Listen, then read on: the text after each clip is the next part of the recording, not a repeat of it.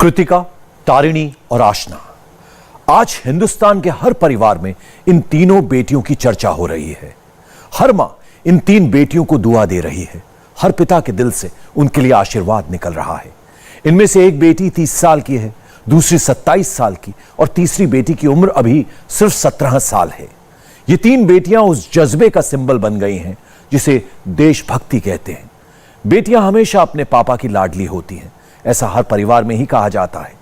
लेकिन जब अचानक पापा हमेशा के लिए दूर चले गए, तब खुद को संभालना, परिवार को संभालना, ये जनरल बिपिन रावत और ब्रिगेडियर लीडर की बहादुर बेटियों ने आज दिखाया। एक फौजी की फैमिली क्या होती है, जज्बात पर कंट्रोल कैसे किया जाता है, कलेजा दर्द से फटा जा रहा हो फिर भी तिरंगे को सैल्यूट करना और यह कहना कि पापा चले गए लेकिन बहुत कुछ सिखा कर गए हैं, बता कर गए हैं, मैं उनका सपना पूरा करूंगी।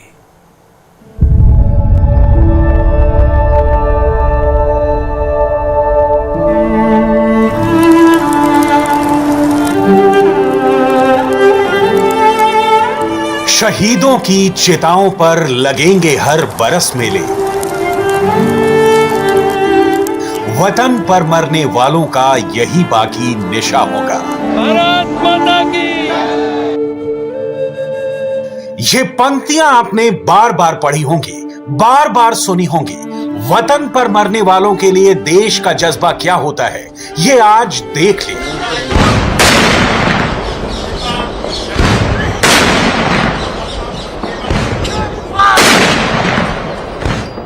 भारतीय सेना ने 17 तोपों की सलामी देकर अपने पहले सीडीएस को आखिरी विदाई दी।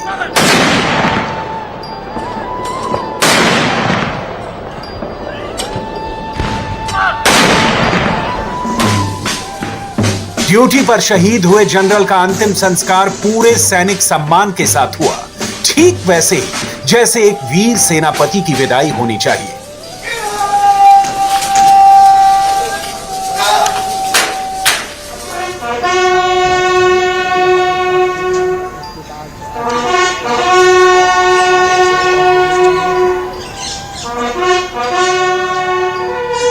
सेना के तीनों अंगों के प्रमुखों ने चीफ ऑफ डिफेंस स्टाफ को लास्ट सैल्यूट किया।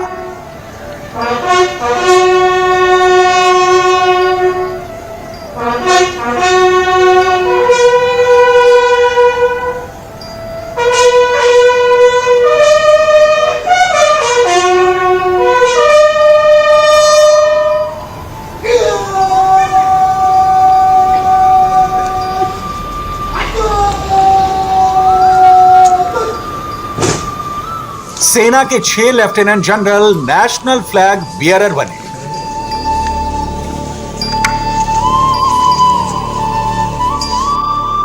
ब्रिगेडियर रैंक के 12 अफसर अंतिम विदाई की निगरानी में तैनात रहे। रक्षा मंत्री राजनाथ सिंह अंतिम संस्कार खत्म होने तक दिल्ली कैंट में बरार स्क्वायर पर बने युद्ध समाधि क्षेत्र में मौजूद रहे। जिस तिरंगे की आन बान और शान बढ़ाने के लिए जनरल ने अपनी पूरी जिंदगी लगा दी, उसी तिरंगे में अपने पिता के शव को लिपटे हुए देखकर भी जिन बहादुर बेटियों ने अपने आंसू थाम रखे, उनके धीरज को सैल्यूट है। कृतिका और तारिणी सीडीएस जनरल बिपिन रावत की बेटियों ने एक साथ मां और पिता दोनों को खो दिया। 2 दिन पहले तक हंसता खेलता परिवार था, आज ना पिता है ना मां है, लेकिन रगों में दौड़ते संस्कार वही हैं। 3 पीढ़ियों से देश की सैनिक सेवा में लगाकर परिवार भला उन संस्कारों को कैसे भुला देता। आंसू आते जरूर हैं लेकिन दिखते नहीं। मां और पिता को खोने का दर्द जरूर है, लेकिन वो दर्द निजी है, किसी को दिखाने की चीज नहीं है। हिंदुस्तान के वीर सैनिक की बेटियों को मालूम है कि उन्हें पूरी दुनिया देख रही है, इसलिए भावनाओं पर कैसे काबू रखना है उन्हें अच्छी तरह मालूम है। जनरल रावत की बड़ी बेटी का नाम कृतिका है और छोटी बेटी का नाम तारिणी है। जनरल रावत ने बड़ी बेटी की शादी कर दी थी, मगर छोटी बेटी का घर बसाने से पहले ही वो देश सेवा की ड्यूटी निभाते निभाते बेटियों को अकेला छोड़ गए। आज दोनों बहादुर बेटियों ने साथ मिलकर अपनी मां और पिता के अंतिम संस्कार की सारी रस्में पूरी की। जनरल रावत की विरासत को अब दोनों बेटियों को ही संभालना है। पिता ने आखिरी सांस तक देश की सेवा की, अब बेटियां उनकी धरोहर को संजो रही हैं। दिल्ली कैंट के इसी बरार स्क्वायर पर एक और बेटी की हिम्मत दिखी। ब्रिगेडियर एलिस लिड्डर की 17 साल की बेटी आशना लिड्डर ने अपने पिता का अंतिम संस्कार किया।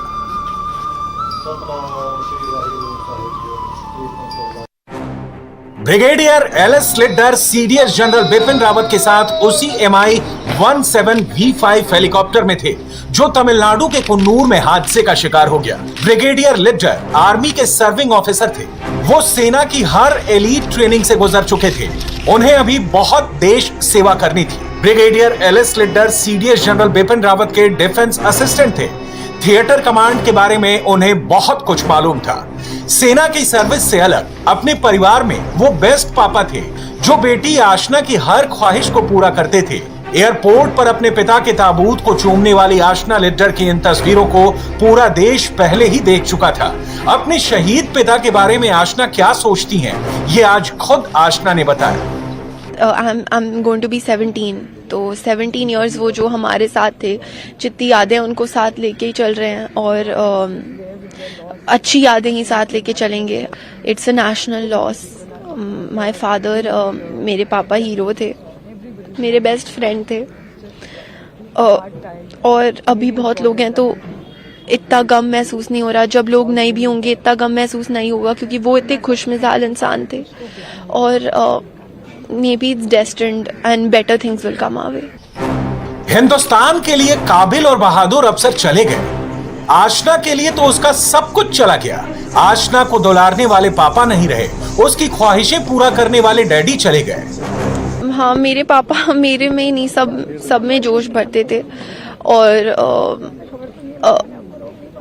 सबसे बड़े मोटिवेटर थे वो मेरे। और मुझे याद है जब मैं 5 साल की थी, मैंने पापा को देख के एक बार बोला कि आप मेरी हर बात मानते हो ना, क्योंकि वो मेरी हर बात मानते थे। And I am scared because I was very pampered by my father. Aashna ने अपने पिता को रो कर विदा नहीं किया।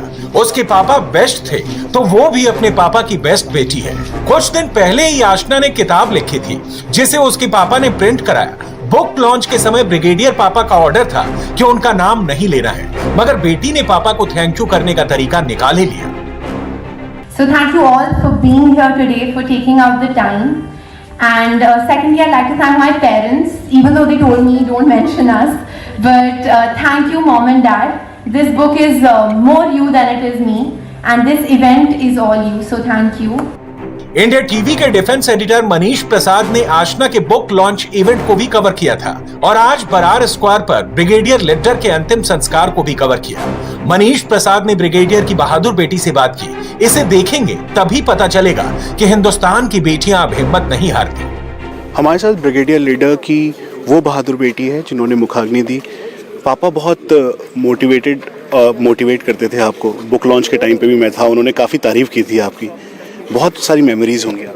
हाँ जी, it's like losing a best friend, and I know every daughter thinks this, but I don't think anyone is as close to their father as I was. He was my best friend. He still is my best friend, and he's motivated me, encouraged me, been with me throughout. So I hope he's in a peaceful place right now, and he died for the nation, and we have a lot of hope in the nation. आशना, वो मुझे तुम्हारे बचपन की बातें भी बता रहे थे, बहुत सारी बातें उन्होंने शेयर की। मैंने उनसे पूछा कि अब तो ये बड़ी हो गई, किताब लिख दी इसने, बुक लिख दी, तो क्या होगा? तो कहते हैं अभी तो और भी किताबें लिखनी है, बहुत सारी किताबें लिखनी है। हाँ जी, हाँ जी, every parent wants their child to do the best. कितना प्राउड है आपको ब्रिगेडियर लीडर पे, क्योंकि कई बड़े ऑपरेशंस हुए, कई सेना मेडल, कई ऐसे पूरे परिवार के लिए बहुत ही motivation. I think my dad was a legend, and the fact that so many people are here today is testimony that he was loved and he was a good man, and I think God takes good people away faster. So brigadier LS Lidder की पत्नी गीतिका ने भी आंसुओं को थाम कर रखा। वो हंसकर अपने पति को अलविदा कहना चाहती थी। गीतिका लिड्डर को मालूम है कि आगे जिंदगी बहुत लंबी है, इसे रोकर नहीं काटा जा सकता, इसलिए गीतिका इसे फ्रंट से फेस करती है। बहुत ज़्यादा अच्छा पर्सोना था उनका, बहुत दोस्त थे, बहुत प्यार बांटते थे। So probably that is why people are also mourning my loss. But we must give him a good farewell, a smiling send-off. I'm a soldier's wife. I have nothing more to say. गर्व से ज़्यादा तो दुख है। Life बहुत लंबी है हमें काटने के लिए, बट whatever. अब अगर भगवान को यही मंजूर है तो फिर हम इसके साथ ही जिएंगे।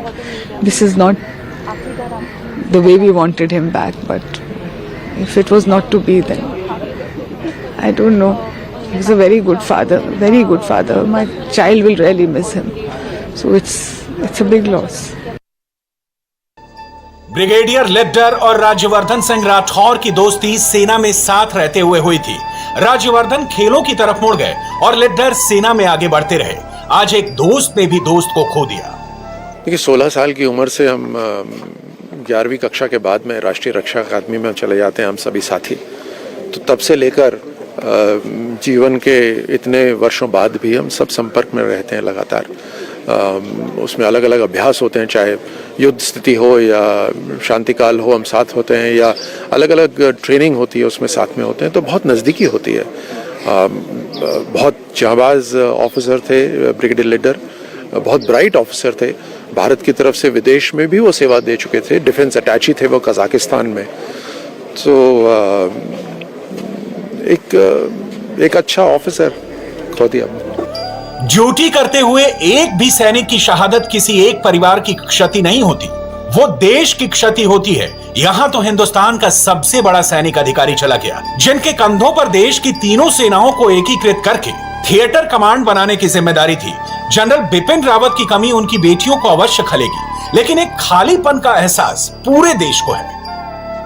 रक्षा मंत्री राजनाथ सिंह जनरल बिपिन रावत के अंतिम संस्कार में आए तो संस्कार विधि खत्म होने तक वहीं रुके रहे। बरार स्क्वायर के युद्ध समाधि क्षेत्र से राजनाथ सिंह जनरल बिपिन रावत के परिवार के साथ ही निकले।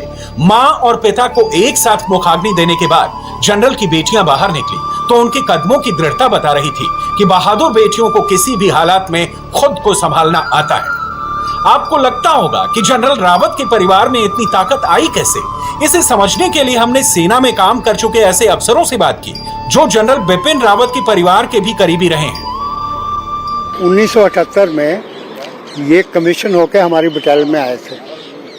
हम एक ही यूनिट के हैं। उस वक़्त ये इंडियन मिलिट्री एकेडमी देहरादून से पास आउट होके आए और वहाँ से सोर्ड ऑफ ऑनर थे, बेस्ट कैडेट थे इंडियन मिलिट्री एकेडमी के अपने बैच के। बचपन से ही, मतलब यंगर डेज से ही, जब से ये सेकंड लेफ्टिनेंट हमारे पास आए थे, बहुत मेहनती, बहुत स्मार्ट, अच्छे स्पोर्ट्समैन और बड़े अच्छे रेजिमेंटल ऑफिसर थे। मैंने और इन्होंने तकरीबन 11 साल इकट्ठे सर्विस की है। रावत साहब एक एक्सक्लूसिव इंडिविजुअल थे, डायनेमिक लीडर थे और बहुत ट्रैजिक लॉस है। एक बड़े ज़माने बाद एक अवसर ऐसा हुआ जो grass root, national level, global level पर लीडरशिप अपनी मुकम्मल कर गया और बहुत ही बड़े अच्छे इंसान थे, ज़बरदस्त इंटेग्रिटी, ज़बरदस्त पर्सनालिटी एंड ओवरऑल ऐसा सेनापति देश में बहुत कम सुनने को मिला है, हिस्टोरिकली भी नहीं है। And very very even family, जो उनकी वाइफ थी, उनकी फैमिली, उनकी डॉटर्स, आई थिंक ये जोड़ी कभी कभी लाइफ में होती है। 4 चीजें आप लेके चलिए। एक तो रीऑर्गेनाइजेशन, रिफॉर्म्स, इंटीग्रेशन और तीसरा था आत्मनिर्भर। ये 4 ऐसे बड़े मुद्दे थे जो उन्होंने अपना लक्ष्य बना रखा था और मुझे पूरा विश्वास है कि ये 4 जो उनके लक्ष्य थे वो पूरा कर सकते थे अगर उन्हें समय मिलता और अगर ईश्वर उनको और थोड़ा सा टाइम देता तो। जनरल बिपिन रावत आज अगर होते तो अपने असाइनमेंट को पूरा करने में लगे होते। उनके पास अभी 1 साल का वक्त था। इतने कम वक्त में जनरल रावत ने हिंदुस्तान के थिएटर कमांड का खाका खींच दिया है। स्ट्रक्चर तैयार है, अब उसे पूरा कौन करेगा, ये देश की लीडरशिप को तय करना है। इंडियन एयरफोर्स ने वार्निंग दी है और देश के कई मुख्यमंत्रियों ने भी सोशल मीडिया के जरिए चेतावनी जारी की है। जनरल रावत के बारे में अफवाहें नहीं फैलाई जानी चाहिए। जांच बहुत तेजी से चल रही है। एयर मार्शल मानवेंद्र सिंह के नेतृत्व में trial service court of inquiry शुरू हो गई है। बहुत जल्द सारे सवालों के जवाब मिलने वाले हैं, मगर इस वक्त भी सोशल मीडिया पर भड़काने वाली बातें कही जा रही हैं। कुछ लोगों को पकड़ा गया है, बाकी भी जल्दी ही पकड़ लिए जाएंगे, इसलिए सावधान रहिए। यह वक्त कयासबाजी का नहीं है।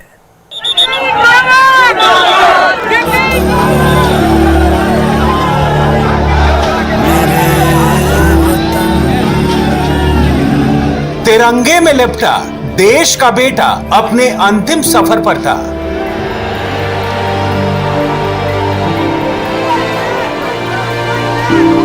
पीछे हाथों में तिरंगा लेकर दौड़ते भागते बदहवास लोग थे।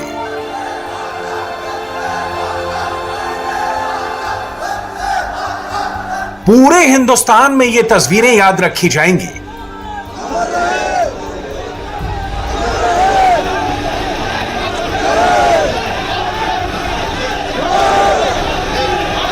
दिल्ली की सड़कें वंदे मातरम के जयघोष से गूंज रही थी।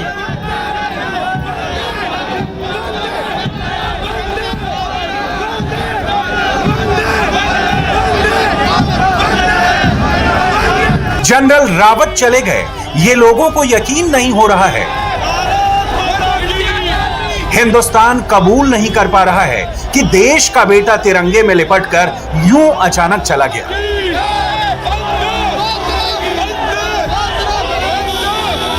आज दिल्ली में ऐसा कोई नहीं था जिसकी आंखें नम नहीं थी।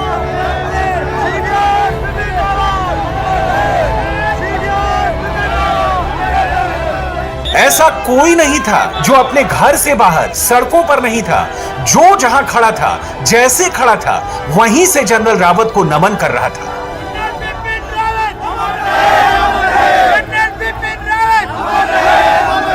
आप कैसे आए हो? आप जैसे हैं? आप जैसे हमें इंटरव्यू नहीं दे। अच्छा, इंटरव्यू नहीं देना है।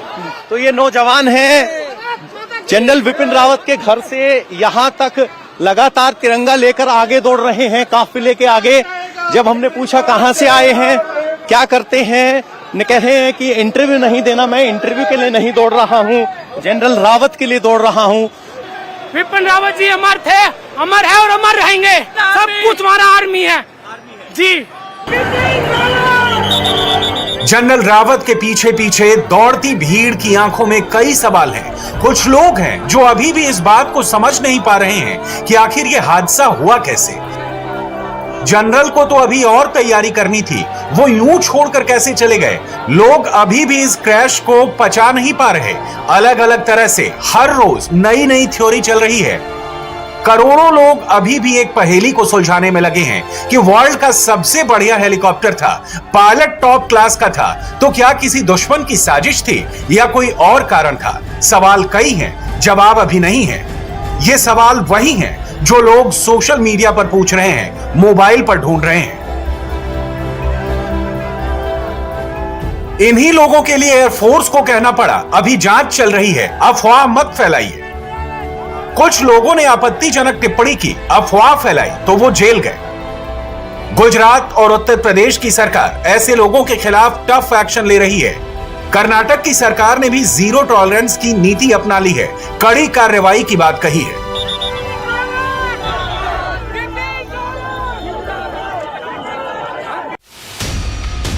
मगर लोगों के सवाल रुकने का नाम नहीं ले रहे। कोई पोल करा रहा है, कोई चीन और पाकिस्तान वाला एंगल घुमा रहा है, कोई लिट्टे की साजिश की बात कर रहा है। हर वेबसाइट पर, हर मोबाइल पर अलग अलग कॉन्स्पिरेसी थ्योरी चल रही है और सब में एक चीज कॉमन है, वो ये कि क्या जनरल रावत किसी साजिश का शिकार हुए। अलग अलग कॉन्स्पिरेसी थ्योरी इसलिए भी दी जा रही है क्योंकि हादसे से ठीक एक दिन पहले जनरल रावत ने बायोलॉजिकल वॉरफेयर को लेकर बहुत बड़ी बात कही थी। नाम नहीं लिया था, लेकिन चीन की तरफ इशारा दिया था। Planet 21 is one good method of getting together to see how we can prepare for the future, look at the present and prepare for the future. Is this also becoming the new kind of warfare? And if this is the future warfare and that biological warfare is somehow beginning to take shape, then once again I think we amongst our BIMSTEC nations need to act together, that the armed forces of any country will have to step in wherever such a natural disaster or a pandemic takes place. So I think it is important for us in uniform, men and women in uniform, to see how best we can support our nations. During COVID-19, every country in the world dependent on the armed forces to provide some kind of support. So I think it is important for the armed forces to get their act together, prepare for the future, and make sure that we remain ahead of the curve whenever we are struck by any such a virus or pandemic in the future. इन सारे सवालों के जवाब तब मिलेंगे जब वायुसेना tri service court of inquiry के बाद आधिकारिक तौर पर बताएगी कि हादसे की असली वजह क्या है। हादसे वाले दिन आखिरी के 7 मिनट में आखिरकार हुआ क्या था।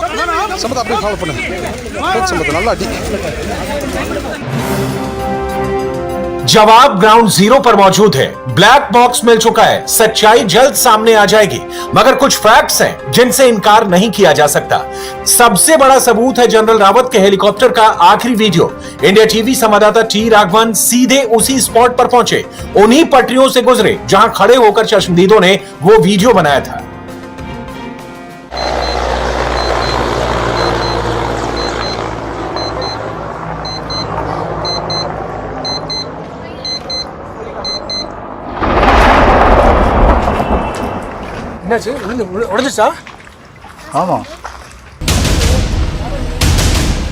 यह हादसे का रियल टाइम वीडियो है।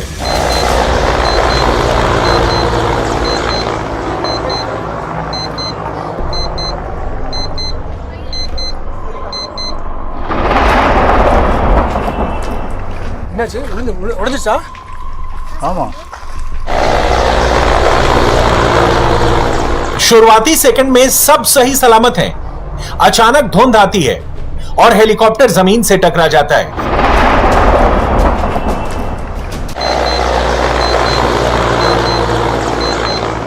बीस सेकंड के इस वीडियो के 10वें सेकंड में सीडीएस के हेलीकॉप्टर क्रैश की पूरी मिस्ट्री छिपी है। गौर से देखिए, ध्यान से सुनिए, कैसे 10वें सेकंड में धमाके की आवाज सुनाई देती है और फिर सब कुछ शांत हो जाता है।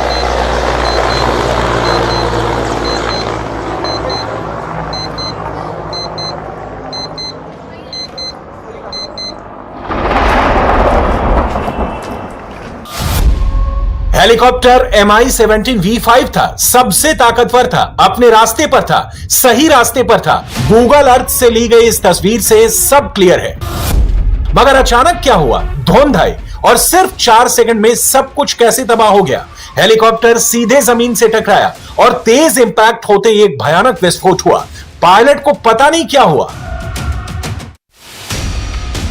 ये एग्जैक्टली वही लोकेशन है जहां से जनरल रावत के हेलीकॉप्टर का आखिरी वीडियो रिकॉर्ड हुआ था। अब ये देखिए कि आज इंडिया टीवी संवाददाता ने वहां क्या देखा। इस हादसे की पड़ताल करते हुए हम उस जगह पर पहुंचे हैं जहां से हादसे के ठीक पहले का वीडियो शूट हुआ था। ये जो ट्रैक आप देख रहे हैं, ये ऊटी और कुन्नूर के बीच चलने वाली फेमस टूरिज्म टॉय ट्रेन का ट्रैक है। यहाँ पर टूरिज्म ट्रेन निकलती है और यहाँ पर जो ये गुफानुमा आकार की चट्टान देख रहे हैं, ये फोटोग्राफिक प्लेस है। यहाँ पर कई सारे टूरिस्ट जो हैं फोटोग्राफी के लिए पहुँचते हैं। फोटोग्राफर जिन्होंने ये वीडियो बनाया, वो अपने दोस्त नासिर और उनकी फैमिली के साथ यहाँ पर आए थे, फोटोग्राफी कर रहे थे। ठीक उसी वक्त ये आवाज़ उन्हें सुनाई दी हेलीकॉप्टर की, और आप उस वीडियो में भी देख पाएंगे ये सारी जो चट्टानें और जो पेड़ इस चट्टान से लगे हुए हैं आपको नजर आएंगे। और यहाँ पर आकर आप सामने देखिए, वो बड़ी जो पहाड़ी आपको नजर आ रही है, वहां तक वो हेलीकॉप्टर दिख रहा है। आज आसमान बिल्कुल साफ है, इसलिए सारी चीजें हम बहुत साफ तरीके से देख पा रहे हैं। लेकिन उस वक्त जो है बहुत ज्यादा मिस्ट थी और उस वीडियो में साफ देखा गया कि कुछ देर की उड़ान यहां से भरने के बाद वो हेलीकॉप्टर जो है वो मिस्ट में लापता हो गया और उसके तुरंत बाद आवाज सुनाई दी जो इस वीडियो को शूट कर रहे थे, नासिर उनसे जाकर पूछ भी रहे हैं कि क्या हुआ, वो हेलीकॉप्टर टूट गया क्या। तमिल में ये कॉन्वर्सेशन उनके बीच में हुआ और उन्होंने भी इस बात का जवाब दिया कि हाँ, लगता है कि बहुत आवाज़ सुनाई दी है, हेलीकॉप्टर क्रैश हुआ। ये वही जगह है क्योंकि आप देखिए यहाँ पर एक सुंदर झरना भी बह रहा है, इसलिए लोग यहाँ पर अमूमन आते हैं। और उसी वक्त जब ये फैमिली फोटोग्राफी कर रही थी, उस वक्त ये हेलीकॉप्टर की आवाज़ उन्हें सुनाई दी और उन्होंने अपना कैमरा, जो मोबाइल कैमरा है, वो उस तरफ घुमा दिया, हेलीकॉप्टर की तरफ घुमा दिया और हादसे के आखिरी वक्त की सारी तस्वीरें जो है वो उस मोबाइल में कैद हो गई। यह हादसा था या साजिश, इसकी इन्वेस्टिगेशन के दौरान हमें वो फोटोग्राफर भी मिल गया जिसने घटना से ठीक पहले का वीडियो रिकॉर्ड किया था। और इस शख्स ने जो कहा उससे क्लियर है कि उस दिन मौसम बहुत खराब था और हेलीकॉप्टर काफी लो फ्लाई कर रहा था। நான் ஃபோட்டோகிராஃபரு. இது நாங்கள் வந்து நானே என் ஃப்ரெண்டு நாசரும் எல்லாம் வந்து டூர் போகலான்னு சொல்லிட்டு அவங்க ரிலேஷன் பொண்ணு 2 பேர்த்தையும் கூட்டிகிட்டு டூர் போனோம். போகும்போது பார்த்திங்கன்னா அந்த ரயில்வே ட்ராக்கில் நிறைய டூரிசம் வந்து ஃபோட்டோ எடுக்கிறத நான் பார்த்துருக்கேன். அதனால் நான் வந்து சரின்னு சொல்லிட்டு நம்ம பிள்ளைகளையும் ஃபோட்டோ எடுக்கலாம் வா நாசர்னு சொல்லி எல்லாத்தையும் கூட்டிகிட்டு போய் ஃபோட்டோ எடுத்துகிட்டு இருந்தோம். ஃபோட்டோ எடுத்துகிட்டு இருக்கும்போது இந்த ஹெலிகாப்டர் சவுண்டு கேட்டுச்சு. அப்புறம் என்ன இந்த நேரத்தில் ஹெலிகாப்டர் வருது, அந்த சவுண்டு கொஞ்சம் டிஃப்ரெண்ட்டாக இருந்தனால நாங்கள் என்ன பண்ணோம், அதை வீடியோ எடுத்தோன்னா அது அப்படியே க்ளவுட்ஸ்குள்ளே போய் ஒரு 5 செகண்டில் வந்து நம்மாலும் வெடிக்கிற சவுண்டு கேட்டுச்சு. அப்புறம் தான் அதுக்கப்புறம் சத்தமே இல்லை. அப்புறம் என் ஃப்ரெண்டு ஓடி வந்து உடஞ்சிருச்சான்னு கேட்டார் பதட்டத்தில். நானும் ஆமான்னு சொல்லிட்டேன். नीलगिरी में इस तरह होता है, मौसम यूं ही एक झटके में बदलता है, भयानक हादसा होता है। MI-17 V5 की कमान विंग कमांडर PS चौहान और एस्क्वाड्रन लीडर कुलदीप सिंह के हाथों में थी। दोनों को अच्छा खासा फ्लाइंग एक्सपीरियंस था। ग्रुप कैप्टन वरुण सिंह शौर्य चक्र से सम्मानित थे। इमरजेंसी सिचुएशन में इन्होंने तेजस एयरक्राफ्ट को बचा लिया था, जिनको ऐसे हादसों को कंट्रोल करने की समझ थी, जिनमें टफ सिचुएशन में टफ फैसले लेने की ताकत थी। वो क्यों फैसला नहीं कर पाए? सिर्फ 4 सेकंड में क्या हो गया? जो पहाड़ी आप यहाँ पर ठीक इस कैमरे पर आप देख रहे हैं, इसी पहाड़ी के पीछे बनी खाई में M17 V5 जो सोफिस्टिकेटेड हेलीकॉप्टर माना जाता है भारतीय सेना का, वो गिरा और जनरल रावत समेत 13 लोगों की मृत्यु हो गई। लोगों के मन में अब ये सवाल कौंध रहा है कि वो हेलीकॉप्टर इतनी नीची उड़ान क्यों भर रहा था। पलक झपकते ही मौसम कैसे बदला? धुंध अचानक कैसे आई? सीडीएस के हेलीकॉप्टर के साथ बिल्कुल यही हुआ। कैमरे पर रिकॉर्ड हुई धुंध पूरे देश ने देखी। धमाके की आवाज सबने सुनी, लेकिन उससे पहले भी कुछ हुआ था और ये बेहद ही चौंकाने वाली खबर है। रिपोर्ट्स के मुताबिक डिफेंस एटीसी में बदलने से पहले MI-17 V5 के पायलट ने कोयंबटूर एटीसी को आखिरी मैसेज में कहा था, डेस्टिनेशन कंट्रोल के संपर्क में है। क्रैश होने से पहले विमान में 4000 फीट की ऊंचाई पर कुछ बदलाव हुआ था। कोयंबटूर एटीसी के सूत्रों के हवाले से यह कहा जा रहा है कि कोई मेडे कॉल नहीं की गई थी, यानी नो मेडे कॉल बिफोर क्रैश, जिसका आमतौर पर संकट के समय इस्तेमाल किया जाता है, जिसे कंट्रोल स्टेशन में सभी सुन सकते हैं। रक्षा मंत्री ने भी लगभग सेम टाइमलाइन दी। ये माना कि सुलूर एयरबेस के एयर ट्रैफिक कंट्रोल और हेलीकॉप्टर के बीच का संपर्क टूट चुका था। तो क्या यही 7 मिनट 13 लोगों के लिए डेडली साबित हुए? मेरी घड़ी में 12:20 हो रहे हैं। ये वही वक्त है, लगभग इसी वक्त पर इस जगह पर जहां पर हम खड़े हैं हेलीकॉप्टर क्रैश हुआ था। आप अभी भी वहां पर सेना की इन्वेस्टिगेशन टीम को देख रहे हैं जो लगातार क्लूज इकट्ठा कर रही है।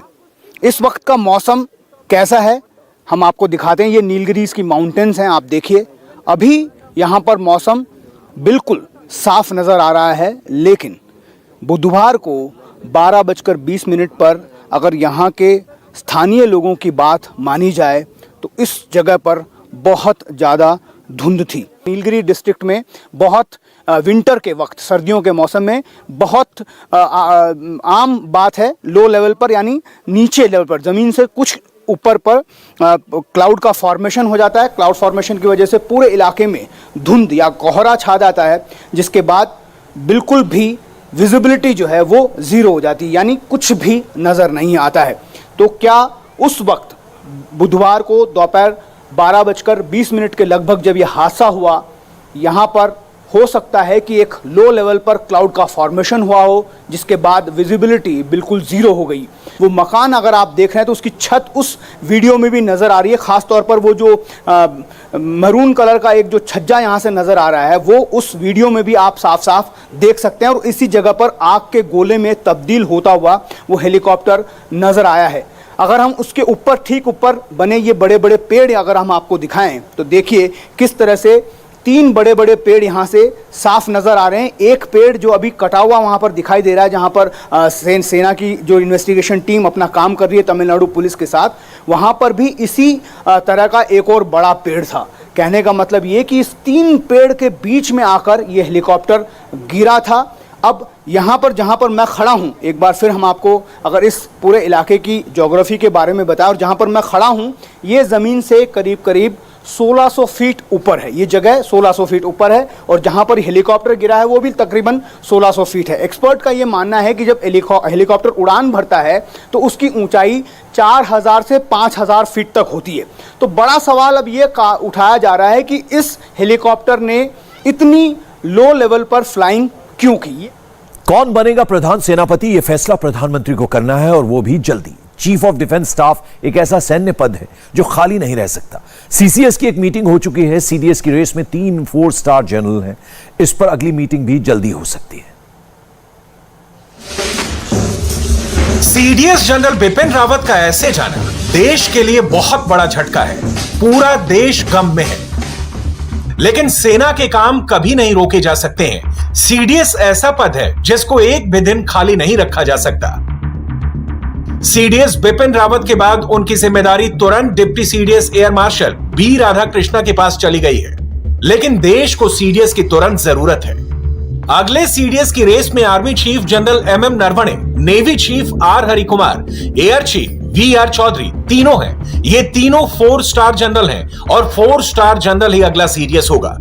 अब जो नया सीडीएस आएगा उसको जनरल बिपिन रावत की टोन मैच करनी होगी। जैसे बेबाक और बुलंद बिपिन रावत थे, वैसे ही इमेज को कैरी फॉरवर्ड करना होगा, क्योंकि जनरल रावत पहले सीडीएस थे जिन्होंने जो सीडीएस की मजबूत छवि बनाई है वो बरकरार रहनी चाहिए। जनरल रावत ऐसी शख्सियत थी जिनके लिए उत्तर भी रोया, दक्षिण भारत के भी आंसू छलके, कश्मीर और कन्याकुमारी दोनों छोर ने जनरल को याद किया। इससे बड़ी पूंजी और क्या हो सकती है। कश्मीर में उनकी याद में कैंडल मार्च निकला, दक्षिण से उत्तर तक जनरल के लिए आंसू निकले। उन्होंने मैसेजेस पीछे छोड़े हैं कि क्या कैरेक्टर होने चाहिए, क्या कॉम्पिटेंस होनी चाहिए, क्या प्रोफेशनलिज्म होना चाहिए, किस प्रकार से फौज को आगे करना है, किस प्रकार एक सोल्जर वॉरियर होना चाहिए, किस प्रकार का देश के लिए प्रेम होना चाहिए। मेरे ख्याल से उनका कोई, उनके लेवल का कोई मैंने ऐसा देखा नहीं। मैंने कई देखे हैं, मैं खुद की 40 साल की सर्विस में रहा हूँ और बिपिन मेरे बहुत नज़दीक रहे हैं। जहाँ भी वो गए हैं, जहाँ भी कोई उनसे टच में रहा है, वो बहुत सौभाग्य, बहुत लकी है, क्योंकि ऐसा इंसान मिलना और ऐसी लेडी मिलना बहुत मुश्किल है। जनरल बिपिन रावत के हेलीकॉप्टर क्रैश के बाद सीसीएस की मीटिंग हुई। इस मीटिंग में प्रधानमंत्री मोदी, गृह मंत्री अमित शाह, रक्षा मंत्री राजनाथ सिंह, विदेश मंत्री जयशंकर, वित्त मंत्री निर्मला सीतारमन, एनएसए अजित डोवल भी मौजूद थे। ऐसा कहा जाता है कि इस मीटिंग में अगले सीडीएस पर भी चर्चा हुई, क्योंकि भारतीय सेना जिस बदलाव से गुजर रही है उसको रोका नहीं जा सकता। सीडीएस बिपिन रावत किस मिशन से जुड़े थे, क्या काम कर रहे थे, ये जानने से पहले ये समझना होगा कि सीडीएस होता क्या है और क्यों इतना जरूरी है, जिसका ऐलान खुद लाल किले की प्राचीर से प्रधानमंत्री ने किया था। आज हमने निर्णय किया है कि अब हम chief of defence staff CDS इसकी व्यवस्था करेंगे और इस पद के गठन के बाद तीनों सेनाओं के शीर्षस्थ स्तर पर एक प्रभावी नेतृत्व मिलेगा। हिंदुस्तान के सामरिक दुनिया की गति में ये सीडीएस एक बहुत अहम और रिफॉर्म करने का जो हमारा सपना है उसके लिए बल देने वाला काम है। साल 1986 में अमेरिका ने chairman of joint chiefs of staff का पद बनाया था। इसके बाद दुनिया के अलग अलग इलाकों के हिसाब से कमांड बनाई गई, जिसमें थल सेना, वायुसेना और नौसेना की यूनिट शामिल है। अमेरिका की इस कामयाबी से चीन ने सीखा, लेकिन उसे इसे अपनाने में 3 दशक लग गए। शी जिनपिंग ने राष्ट्रपति बनने के बाद चीन की सेना में बड़ा बदलाव किया। 2016 में चीन ने अपनी सेना में अमेरिका वाला मॉडल अपना लिया। चीन ने 2016 में ही चीफ ऑफ ज्वाइंट स्टाफ का पद बनाया। अब चीन की सेना ने अलग अलग मोर्चों के लिए अलग अलग कमान बनाई हुई है, जिसमें आर्मी, एयरफोर्स और नेवी तीनों की फोर्स शामिल है। इसके जरिए चीन ने अपनी सेना में 30% तक कमी की है। आज चीन की पश्चिमी कमान के पास भारत और मध्य एशिया के मोर्चे पर सभी ऑपरेशन की जिम्मेदारी है। भारत में भी इसी तर्ज पर सेना के गठन में बदलाव किया जा रहा है। अभी भारतीय थल सेना की 7 कमान है, एयरफोर्स में 7 कमान है जो अलग अलग मोर्चों की जिम्मेदारी देखती हैं। वही नौसेना की 3 कमान है जो मुंबई, कोच्चि और विशाखापत्तनम में तैनात है। एक स्ट्रेटेजिक फोर्सेस कमांड है जो परमाणु हथियारों को सुरक्षा देता है। साल 2001 अंडमान निकोबार में एक थिएटर कमांड है, लेकिन ये सभी कमान चीन और अमेरिका की तरह मिलकर काम नहीं करती, जिसका नुकसान 1999 कारगिल जंग के दौरान सामने भी आया था। इन सभी के बीच तालमेल के लिए किसी एक चीफ या नेतृत्व की जरूरत है, और इसी सबसे बड़े प्रोजेक्ट को सीडीएस बिपिन रावत पूरा कर रहे थे।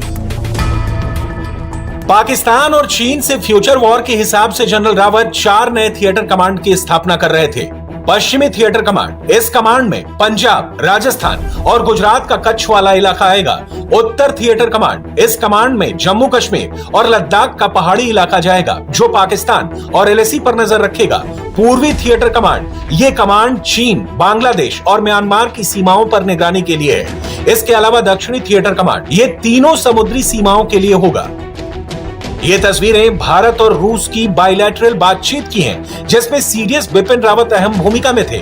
इसको जनरल रावत की आखिरी सबसे बड़ी मीटिंग भी कह सकते हैं। अब सवाल है, अगला सीडीएस कौन होगा? अगले सीडीएस की रेस में सबसे आगे जनरल एमएम नरवणे हैं। जब जनरल बिपिन रावत ने आर्मी चीफ का पद छोड़ा था, तो उनको यकीन था कि उनके अधूरे काम जनरल नरवणे ही पूरे करेंगे। सोच तो बहुत बड़ी होती है, तो जरूर ऐसे काम होते हैं जो अधूरे रह जाते हैं, लेकिन अधूरे काम ऐसा होता है कि उसके बारे में कुछ शुरुआत कर दी जाती है, और आगे जो ओहदा संभालते हैं, आगे जो चीफ ऑफ आर्मी स्टाफ आते रहेंगे, उनके ऊपर भी जिम्मेवारी बनती है कि उस कार्यकाल को आगे ले जाना और उसका समापन करना। अगले कुछ दिनों में ही मोदी सरकार नए सीडीएस का ऐलान कर सकती है। इंडिया टीवी हर वक्त हर जगह डाउनलोड करने के लिए सर्च करें India TV news Google play store या ऐप स्टोर पर।